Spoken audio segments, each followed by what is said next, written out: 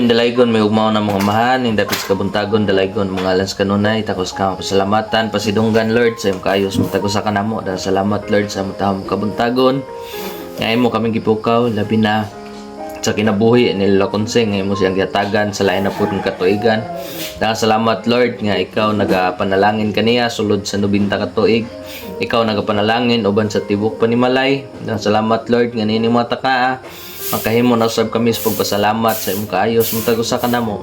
Salamat Lord nga ikaw magahatag pag dugang kabaskog sa panglawas ng lakonsing makauban pa namo siya sa taas pang katuigan sa pag-alaga diha kanimo. Yan tayong pasalamatan sa ligtuyan sa ngalan ni Jesus. Amen. Happy birthday! Happy birthday Lola! Birthday na nimo ron. Unsa may mo ka istorya? Unsa imong ika-istorya birthday naman nimo ron? 90 na imong edad. Ha? 90 na imong edad. Unsa imong ka-istorya? Tanong na atong idahay ko na ang Ginoo. Mga pagpan ka nato sa panahon. Oh. Kaya magagiya ka nato o magahatag sa maayong panglawas. Ilabi na sa maayong panahon. Kita maka-alagad kaniya hantod sa iyang pagpadayag. Amen. Maagom nato ang kinabuhi dayon. Mari sila ron. Kinsa to imong anak? Gani na hinumduman nimo si Sila ang kinsa man? Nunoy Nonoy, kinsa pa man? uban nga nung maakong mga anak na tagaan sila sa mayong panglawas. Ilabi na sa kaabtik. Ilabi na sa pagkamatinumanong ngadtos Ginoo sa iyang pagbalik. Iabtan kita niyang mga buhi ug malalim dito sa langit ng puloy-anan. Amen. Unsay mo kuan sa imong mga apo, ikatambag sa imong mga apo, nagpaminaw ani ron. Ako ay katambag nila nga magmatinumanon sila. Oh, mga apo, magmatinumanon kuno ta. Tambag ni Lola. Dayon sa pala.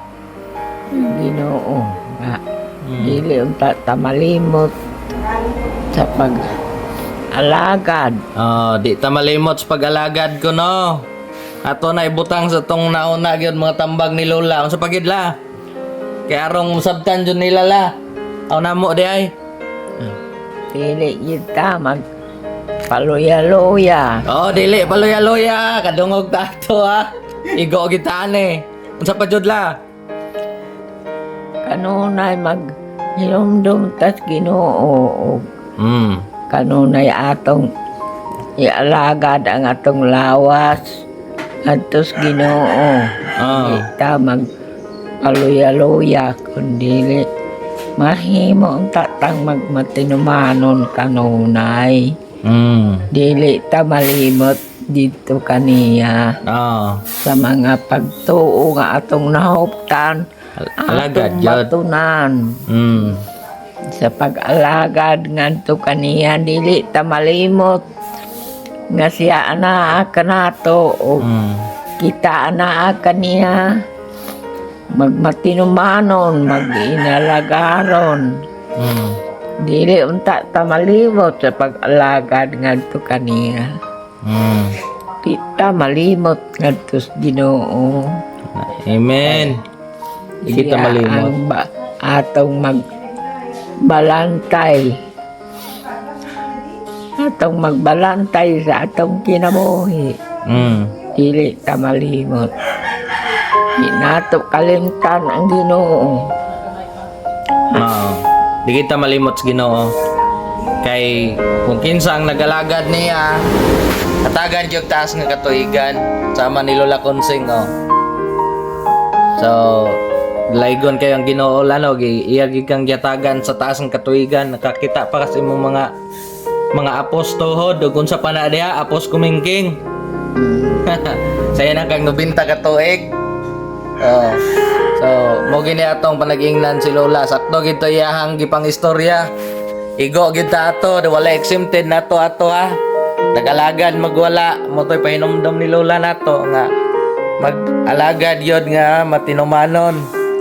Di ba la? Kita malimot sa Ginoo. Oh. Kay siya kanunay ng atima na sa atong mga kinabuhi. So, mao to.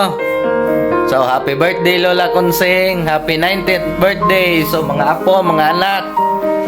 So, magkita-kita man taron, mag-iusat tag pasalamat sa Ginoo sa kaayo sa katuigan nga yang gihatag ni Lola Consing.